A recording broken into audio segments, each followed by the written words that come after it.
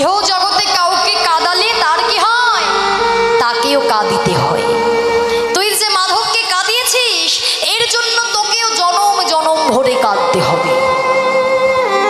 কেউ যদি কারোর প্রাণে ব্যথা দেয়, কেউ যদি কাউকে আঘাত করে, তাকেও তৈরি থাকতে হয়, তাকেও প্রস্তুত থাকতে হয়। আজ আমি তাকে যেমন ভাবে কাঁদালাম, আজ যেভাবে তার মনে আমি ব্যথা দিলাম, একদিন আমাকেও তেমনি ভাবে জ্বালায় জর্জরিত হয়ে আমাকে অমন ভাবে কাঁদতে হবে।